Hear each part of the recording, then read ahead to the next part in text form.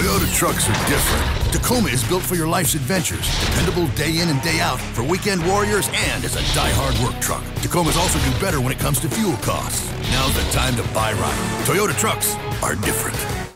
Inside PressBox is presented by Friedmont Mortgage. Don't make a 30-year mistake by choosing the wrong lender. Go to Friedmont.com now for all of your mortgage needs.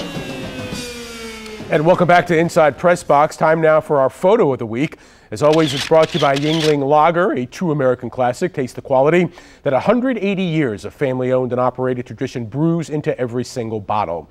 Earlier this week, the Orioles made somewhat of a splash, moving pitchers Jake Arrieta and Pedro Strop, as you see, to the Cubbies in exchange for veteran starter Scott Feldman and catcher Steve Clevenger. A move GM Dan Duquette and skipper Buck Showalter hope pays off big as the Birds look to stay contenders in the AL East down the stretch. And now here to talk more about this trade is our Orioles insider Paul Folkemer. Paul, welcome to the show. How are you? Good. How are you doing? Let's talk about Scott Feldman. Why did the Orioles get him, and what does he bring to the table?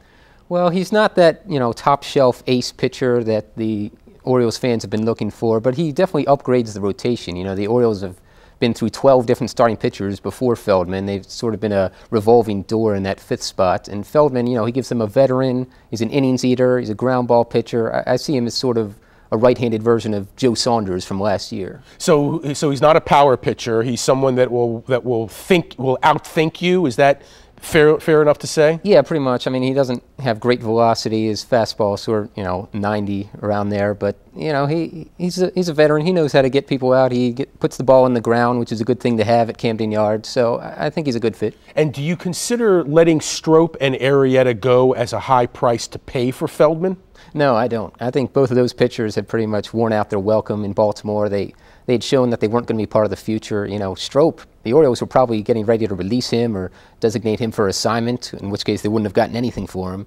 And Arrieta, the Orioles have given him plenty of chances to succeed, and he's just regressed in his 4 years in the majors. So, the fact that the Orioles were able to trade those two guys who weren't a part of their future and get someone of value, I think is a great trade. Certainly it wasn't something physical that was preventing Arrieta from succeeding. Do you think it was more psychological? I think it was psychological, and he pretty much admitted that, when he was sent down earlier this year. He said he was just overthinking it, and he wasn't quite sure what was going on, but he was letting his emotions get the best of him, and I think it was really time for a change of scenery for him.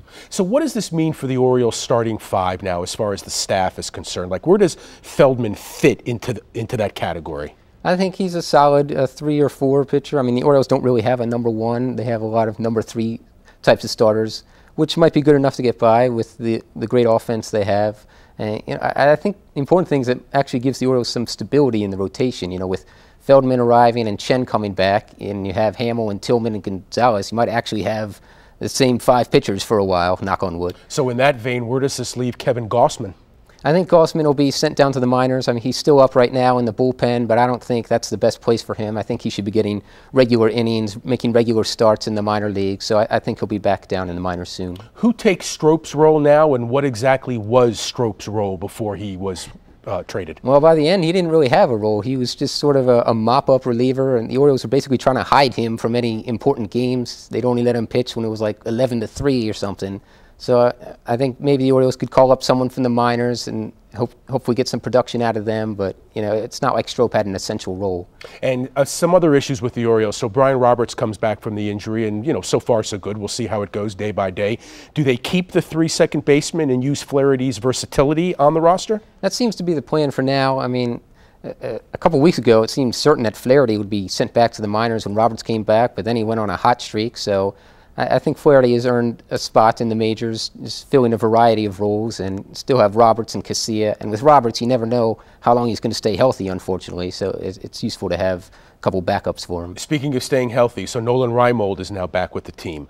What realistically do you see as his role, and is he kind of being watched right now for what he can do? Yeah, I tend to think this is Reimold's last chance with the Orioles. I think the Orioles will give him plenty of starts at DH and in left field to see if they can get any production out of him. But, you know, at the end of the season, they're going to have a decision to make about him. And Tommy Hunter, all of a sudden, well, I shouldn't say all of a sudden, ever since he's gone to the bullpen since last September, he's been on fire, but a couple of really nice performances in his last 2 games out. Yeah, Hunter's been great. I mean, I remember at the beginning of the year, he had one outing where he gave up a couple home runs, and Orioles fans were calling for his head. But ever since then, he's been outstanding, and he's shown he could be a fill-in closer if Jim Johnson needs a rest, or, you know, somewhere down the line if Jim Johnson is gone. How do you see the Orioles in relation to their competitors in the American League East when it's all said and done? Well, I think the Orioles will be right in it. I mean, you know, they're in second place right now, and with Chen coming back and the acquisition of Feldman, I think that'll stabilize the rotation a little bit.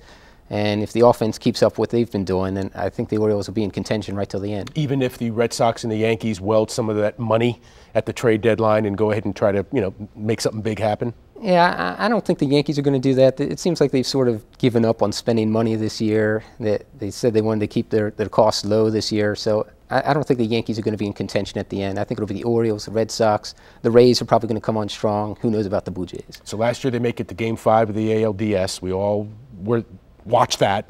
Are they a World Series team this year?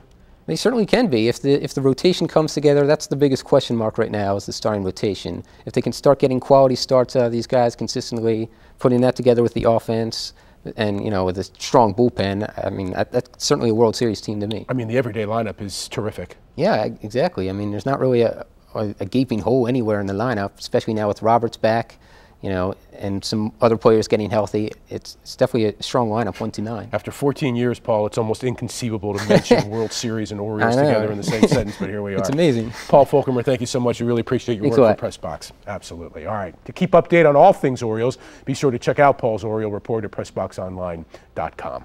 After the break, fantasy football expert Ken Zales gives us an early leg up on our fantasy competition, so stay tuned for that. Join PressBox for the second Thursday Sports Lunch series at Padonia Station this Thursday at 11 a.m. This month's featured speaker, longtime sportscaster Mark Viviano. Get your tickets right now at PressBoxOnline.com.